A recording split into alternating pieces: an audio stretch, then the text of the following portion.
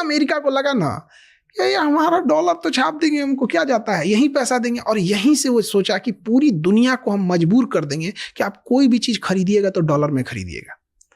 आज भी दुनिया का 80% से ज्यादा ट्रेड डॉलर में होता है। अमेरिका ने सबसे अच्छी चाल क्या किया, उसने अपनी इकोनॉमी को होल्ड करने के लिए पॉलिटिकल पावर का बहुत इस्तेमाल किया।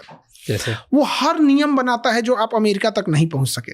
जैसे 300 किलोमीटर से ज्यादा मारक क्षमता की आप मिसाइल नहीं बना सकते हैं, परमाणु बम नहीं रख सकते हैं, बड़ी नेवी रखने नहीं देगा, यूरेनियम, उसे पता है कि सबसे खतरनाक चीज यूरेनियम है, तो एनएसजी बना दिया, न्यूक्लियर सप्लायर ग्रुप, इंडिया भी उससे बाहर है, आप यूरेनियम नहीं रख सकते। तो हर पॉलिसी उसकी, जैसे हमें लगता है WTO हमारे लिए काम करता है, नहीं काम करता है। ये पूरी तरह अमेरिका को सिक्योर करने के लिए काम किया जा रहा है। तो उसका सिस्टम इस तरह से है। और गौर करके देखिएगा आप, अमेरिका में कौन जाके बसता है? जो अपने अपने देश के टॉप पैसे वाले लोग थे, टॉप ब्रेन वाले थे, टॉप एंटरप्रेन्योर थे, वो जाके अमेरिका में बस रहे हैं। तो केवल क्रीम खींचा है अपने यहाँ पर। और अमेरिका को भी ये बात दाद देनी पड़ेगी कि वहाँ उस देश में कोई आके न्यूयॉर्क का मेयर बन जाता है और वहाँ का नहीं रहता है, और भाषण क्या देता है न्यूयॉर्क का mayor Zohran Mamdani, city of the immigrants, run by immigrants and rule by immigrants. क्या ये इंडिया में पॉसिबल है? नहीं। यहां पर तो ये हाल हो जाएगा कि लखनऊ का आदमी जयपुर में बाहरी हो जाता है, भोपाल का आदमी इंदौर में बाहरी है। वहां पे क्या है ना, उसने बाहर इंटेलेक्चुअल लोगों को दिल खोल के उसने बुलाया। तो इस वजह से आप देखिएगा पूरी दुनिया से दुश्मनी है, लेकिन पूरी दुनिया के टॉप ब्रेन, टॉप लोग वहीं चले गए हैं, और उसने उस टाइप का माहौल भी दिया है। अब इसको वो होल्ड कैसे करे, इसलिए पूरी दुनिया पे हथियार को रखता है, हथियार, और उसका सबसे बड़ा बिजनेस है हथियारों का। वो कभी युद्ध नहीं रोक सकता है। वो एक युद्ध होता है तो अमेरिका को 10 फायदे होते हैं, मारेगा उसका हथियार बिकेगा, 10 लोग डरेंगे उसी से हथियार खरीदेंगे।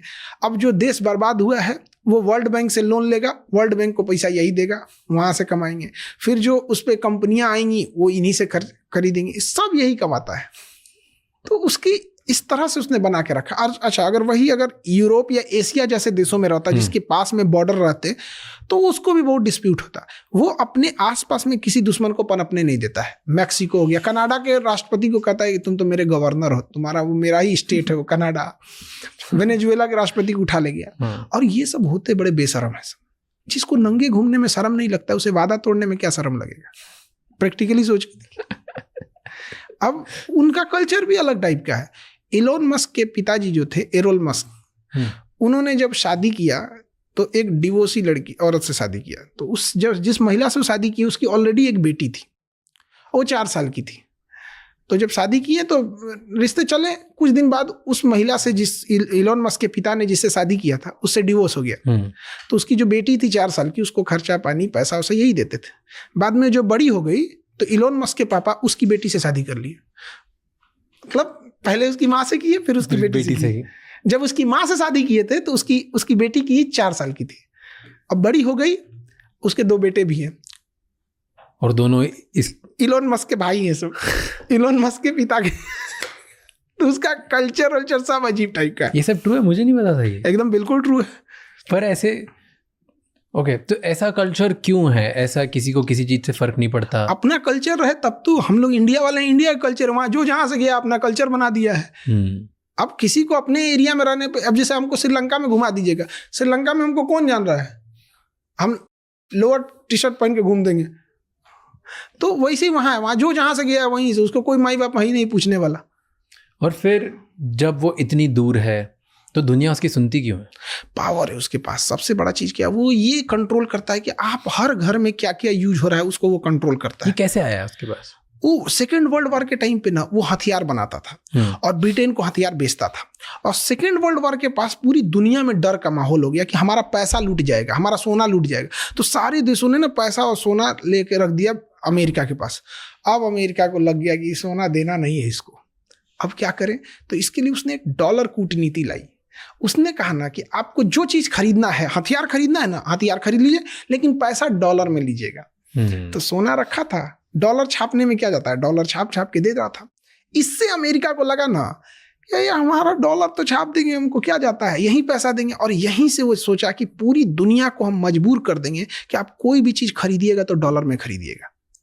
आज भी दुनिया का 80% से ज्यादा ट्रेड डॉलर में होता है।